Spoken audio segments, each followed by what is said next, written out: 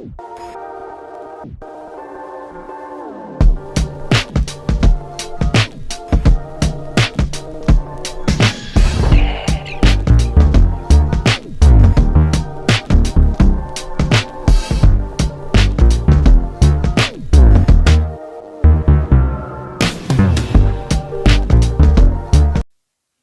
Dear students, स्वागत है आपका अपने यूट्यूब चैनल रुद्र शिक्षण पे।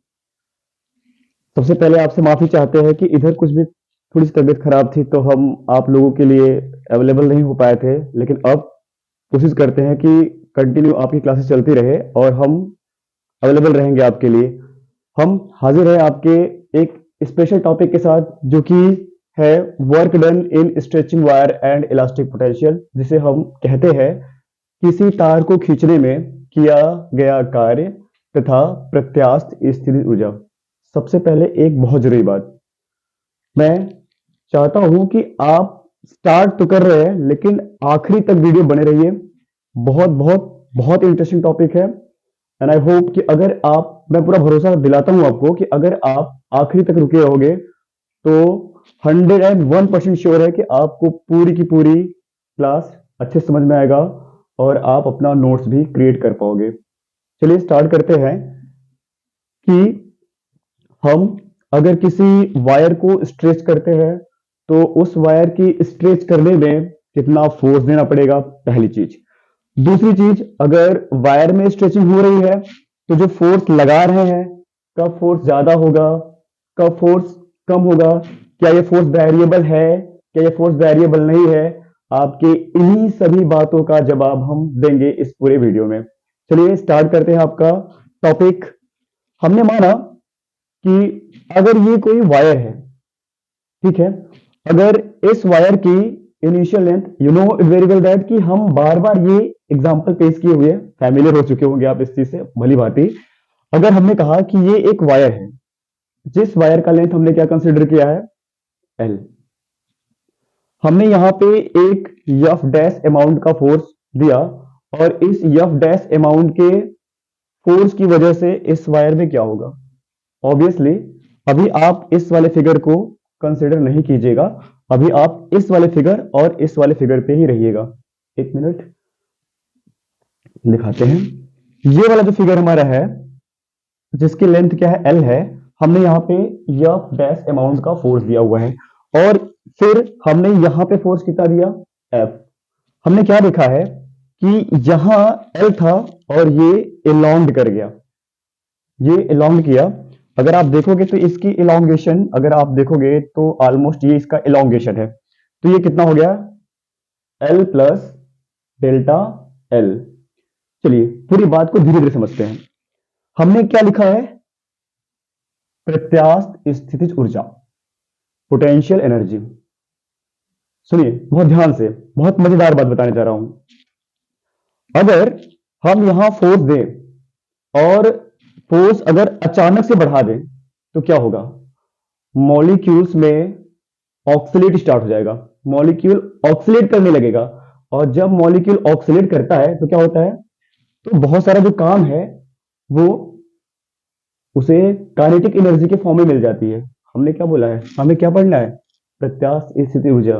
तो क्या ये सही है, हमें इलास्टिक पोटेंशियल एनर्जी पढ़नी है, तो क्या ये हो सकता है। गौर करिएगा, हमने यहाँ पे एफ डैश फोर्स लिया है और यहाँ पे एफ फोर्स लिया है। आपने देखा कि यहाँ पे इलॉन्ग कर रहा है, मतलब एफ की जो वैल्यू है वो एफ डैश से कहीं ज्यादा है, बहुत ज्यादा है। और ये जो फोर्स है ये बिल्कुल भी वेरिएबल फोर्स नहीं है। गौर करिएगा पूरी बात आखिरी तक। मैं कह रहा हूं कि जो फोर्स है ये फोर्स वेरिएबल नहीं है, बिल्कुल भी वेरिएबल नहीं है। That mean sorry sorry sorry sorry, ये फोर्स बिल्कुल वेरिएबल है, ये वैरी कर रहा है।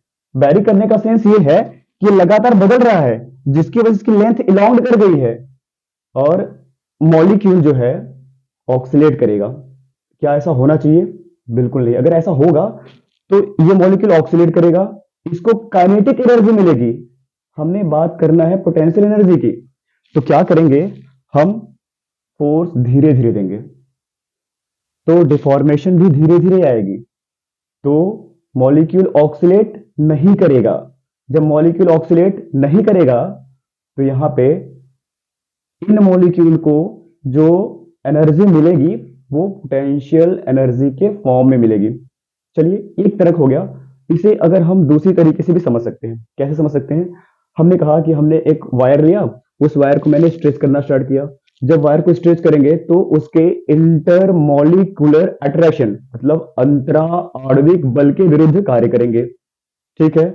अब जो कार्य करेंगे वही कार्य उस ऑब्जेक्ट में प्रत्यास्थ स्थितिज ऊर्जा के रूप में संचित हो जाता है। मतलब जो वर्क होगा वही वर्क स्टोर होगी उस बॉडी में is in the form of potential energy. मैंने जो बोला ये फोर्स कम है, ये फोर्स ज्यादा है, फोर्स अचानक से नहीं दे सकते। फोर्स अचानक देंगे तो क्या होगा? मॉलिक्यूल ऑक्सीलेट करेगा, तो ज्यादातर कार्य कहां चला जाएगा? काइनेटिक एनर्जी के फॉर्म में चला जाएगा, तो पोटेंशियल एनर्जी मिलेगी नहीं। इसलिए हम क्या करेंगे? फोर्स धीरे धीरे देंगे, तब जाके बॉडी धीरे धीरे इलांग करेगी। और होगा क्या फिर? तब जब बॉडी धीरे धीरे इलांग करेगी, डिफॉर्मेशन धीरे धीरे आएगी, तो मॉलिक्यूल्स को पोटेंशियल एनर्जी के फॉर्म में एनर्जी मतलब वर्क जो होगा वो पोटेंशियल एनर्जी के फॉर्म में होगा। स्टोर जो वर्क जो स्टोर होगी बॉडी में वो पोटेंशियल एनर्जी के फॉर्म में स्टोर होगी। ठीक है, आई होप आप समझ गए होंगे इस बात को। चलिए अगर मैं ऐसे बोलूं, तो अगर मैं मानूं कि इस बॉडी का यहां देखते हैं, इसका जो यंग मॉडुलस है, यंग प्रत्यास्थता गुणांक क्या है? y है। ठीक है, कौन सी क्रॉस सेक्शनल एरिया फोर्स लगा रहे हैं? मैंने अभी फिर से बोला है कि इस फिगर को बिल्कुल ध्यान नहीं देना, इस फिगर और इस फिगर पे रहना है। ठीक है, ये जो फोर्स है वो कैसा फोर्स है? वेरिएबल फोर्स है, कांस्टेंट फोर्स बिल्कुल नहीं है। अगर कांस्टेंट फोर्स होता तो हम यही निकाल लेते हैं, वर्क डन क्या होता है? Force into displacement. बट क्या हम ऐसा कर सकते हैं? बिल्कुल नहीं, क्योंकि ये वेरिएबल है, ये कांस्टेंट नहीं है। अगर कांस्टेंट होता तो हम कह सकते थे कि भैया वर्क डन क्या होती है? Force into displacement. बट हम नहीं कह सकते, क्यों? अचानक तो बड़ा है, देखिए जितना बहुत तेजी लॉन्ग किया है, तो नहीं मान सकते इसको। चलिए, तो अगर हम यहां पे इसका यंग मॉडुलस की बात करता हूं कि यंग मॉडुलस क्या होती है बेटा? अगर सॉरी, यंग मॉडुलस की बात क्या करते हैं, क्या होती है? Stress upon strain. Stress force per unit area, strain change in length to the original length का रेशियो है। तो हमको यहां से F क्या मिलेगी? F is equal to Y by ऊपर जाएगा, y बाई ए, ये L गया ऊपर अपॉन डेल्टा L, मिला क्या हमें? अगर हम यहां से कितना फोर्स रिक्वायर्ड होगा, कितने फोर्स की रिक्वायरमेंट होगी, कितना फोर्स चाहिए मुझे, कितने फोर्स की आवश्यकता होगी इतना स्ट्रेच करने के लिए? y a delta L upon L, इतना फोर्स चाहिए हमको। चलिए, अच्छा एक बात और, ये वेरिएबल है, ज्यादा फोर्स है इसके कंपेयर में, इसका मतलब है कि इन दोनों के बीच में एक इंटरमीडिएट स्टेट आएगा। ये वाला इंटरमीडिएट स्टेट है। यहां मैंने मान लिया कि इस पॉइंट ऑफ टाइम में कितना फोर्स है? F कैसा है? कांस्टेंट फोर्स है।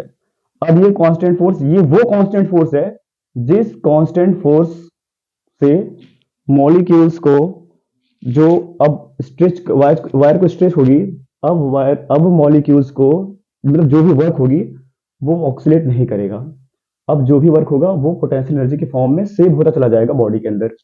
तो अगर मैं देखूं तो ये तो इलांगेशन आई थी। अब इस फोर्स, इस पॉइंट ऑफ टाइम में ये जो फोर्स है, तो इसका डिस्प्लेसमेंट कितना मिला? dl। अब हम यहां ये बोल सकते हैं कि जो वर्क डन होगा भैया वो क्या होगा? Force into displacement, you know. चलिए, तो अगर अब हम यहां बात करें कि अच्छा ये जो डिस्प्लेसमेंट है, small displacement, very small displacement, बहुत छोटा सा डिस्प्लेसमेंट, तो वर्क डन भी क्या होगा? छोटा सा ही होगा। तो देखिए डी डब्ल्यू कितना आएगा? आप जानते हो, force into displacement, vector F dot vector DL. अब लिखा मैंने कि ये फोर्स कैसा है? अब ये फोर्स कांस्टेंट है। ओके, हम जानते हैं अगर vector A dot vector B हो तो A B cos theta. Okay, and work is also scalar quantity. ठीक है, इसको हम किसी और वीडियो में और अच्छे डिस्कस करेंगे। देखिए, तो क्या हो जाएगा? F D L cos theta. Okay, अगर हम देखें तो फोर्स के डायरेक्शन में ही डिस्प्लेसमेंट हो रहा है, मतलब फोर्स और displacement is in the same direction. अगर सेम डायरेक्शन में है तो क्या होगा, इसके बीच जो एंगल बनेगा वो क्या होगा, जीरो, थीटा की वैल्यू जीरो। तो आप देखो क्या मिल जाएगा यहां पे, अगर मैं यहां बोलूं D W is equal to F D L, और यहां एक लाइन लिख दे रहा हूं, कॉस जीरो की वैल्यू क्या होता है, वन। तो कॉस जीरो की वैल्यू क्या हो गया यहां पे, वन। मिला क्या हमें, D W is equal to F D L. ठीक है, तो ये छोटा सा वर्डन है। ऐसे छोटे छोटे छोटे छोटे वर्डन को तो हम कंप्लीट वर्क निकालना चाहेंगे, तो कंप्लीट वर्क मतलब सबको जोड़ देंगे। सबको जोड़ कैसे देंगे, मतलब हम इसको इंटीग्रेट कर देंगे। जब हम इसको इंटीग्रेट कर देंगे तो हमको पूरा वायर को स्ट्रेच करने में कितना वर्क करना पड़ा है, और वो जो वर्क हुआ है वही वर्क पोटेंशियल एनर्जी के फॉर्म में सेव होगा। चलिए देखिए देखिए देखिए, तो ये क्या हो जाएगा, अब हमने कहा कि इसकी लिमिट क्या बनेगी, जीरो से डब्ल्यू, टोटल वर्क डन। और चलिए इनिशियल स्टेट में क्या था, लेंथ एल, फोर्स लगाया एल प्लस डेल्टा एल, तो इनिशियल में तो कोई चेंज नहीं आया था, तो लिमिट क्या बनेगी, जीरो। चेंज कितने की आई थी, डेल्टा एल की। तो लिमिट कितना जाए, जीरो से लेकर delta L, F D L. अगर हम इस फोर्स को, ये जो फोर्स है F A delta L upon L, तो यहां इलांगेशन कितनी हुई है, ये लेंथ में कितना इंक्रीमेंट हुआ है, एल। तो हम इसको थोड़ा चेंज करके चलेंगे, तो ये जो यहां जो फोर्स होगा, ये this is the constant force, क्या बन जाएगा, Y A small L upon capital L. यहां क्या था, Y A delta L upon L, but this is the constant force by which in wire work is stored in the form of potential energy. तो change हुआ ना, Y A small L upon capital L. अब हमें इसे integrate करना है, चलिए देखते हैं। तो W is equal to zero to delta L limit Y A L upon capital L into D L. अगर मैं इसको इंटीग्रेट कर दूं तो हमको मिल जाएगा प्रॉपर वर्क डन, और जो वर्क डन मुझे मिलेगा ये वही वर्क डन होगा जो इस बॉडी में पोटेंशियल एनर्जी के फॉर्म में सेव होगा। चलिए आगे की कड़ी में आगे बढ़ते हैं, देखते हैं क्या होता है। ठीक है, फिर आगे देख लेते हैं क्या होगा, कि अगर अब मैं उसको इंटीग्रेट करूं तो W is equal to Y A upon L, constant term बाहर हुआ, लिमिट क्या है, जीरो से delta L L D L. इसको इंटीग्रेट करेंगे तो क्या हो जाएगा, L square upon two, limit zero to delta L. तो वाई ए अपॉन टू बाहर लिया, two into L, upper limit apply किया तो डेल्टा एल स्क्वायर, ये जीरो है तो कोई फर्क नहीं पड़ेगा, जीरो हो जाएगा। ठीक है, अब ध्यान से देखिए, अब हम इसको थोड़ा सा अरेंज करेंगे। कैसे अरेंज करेंगे, देखिए W as it is, okay. इस अपॉन टू को मैंने वन बाई टू के फॉर्म में लिखा। मैंने यहां क्या किया, Y को लिया यहां पे, इसमें से एक डेल्टा एल लिया, डेल्टा एल, और ये अपॉन एल, ओके। एक डेल्टा एल बचा हुआ था, तो एक डेल्टा एल ये है, मैंने क्या किया, एल से यहां मल्टीप्लाई कर लिया और एल से यहां पे डिवाइड कर लिया। तो डेल्टा एल अपॉन एल हुआ इंटू ए इंटू एल हुआ। एक चीज गौर करिए, तो one by two as it is, ये Y delta L upon L की जगह मैंने क्या लिखा, स्ट्रेस। ये कैसे हुआ है आप देख सकते हैं, यहां थोड़ा सा देखिए, आपने पढ़ा है, क्या पढ़ा है, आपको नजर आ रहा होगा, Y is equal to stress upon strain होता है। आप जानते हो इस चीज को। तो अगर मैं यहां से स्ट्रेस लू, स्ट्रेस, तो मिलेगा वाई इंटू स्ट्रेन, ये मिलेगा वाई इंटू स्ट्रेन मिलेगा। अब अगर हम वाई इंटू स्ट्रेन की बात करेंगे तो stress is equal to Y, strain क्या होती है, change in length upon original length. तो Y into delta L upon L, Y into delta L upon L की क्या लिख सकता हूं, स्ट्रेस। और ये तो आप समझ ही रहे हैं कि change in length upon original length, ये क्या है हमारा, स्ट्रेन ऑलरेडी है। ये क्या है, क्रॉस सेक्शनल एरिया, ये क्या है उसकी, वायर की लेंथ। तो क्रॉस सेक्शनल एरिया लेंथ का जो ये प्रोडक्ट है वो हमारा क्या, वॉल्यूम ऑफ वायर। क्लियरली आपको समझ में आया होगा ये चीज। चलिए हम शुरू से कहते आ रहे हैं कि हम इस वायर को स्ट्रेच करने में जितना वर्क करेंगे वही वर्क इसमें कौन से फॉर्म में सेव होगा, पोटेंशियल एनर्जी के फॉर्म में सेव हो जाएगा। That means this work done is stored in a body is in the form of potential energy. तो मैं लिख सकता हूं this W is equal to U, potential energy. तो मैंने यहां लिखा W is equal to U, U is represented by U, here U represented the potential energy. तो U is equal to half this into stress into strain into volume of wire. ये है आपका topic जिसे हमें पढ़ना था, और ये इस चैप्टर का लास्ट टॉपिक था जिसको हमें पढ़ना क्या था कि work done in stretching wire and elastic potential energy, किसी भी तार को खींचने में किया गया कार्य और उस तार की प्रत्यास्थ स्थितिज ऊर्जा, ये हमारा टॉपिक था। एंड आई होप कि आपको अच्छे से समझ में आया होगा। नेक्स्ट वीडियो में हम इस चैप्टर के कुछ न्यूमेरिकल्स, कुछ प्रॉब्लम्स के बारे में बात करेंगे।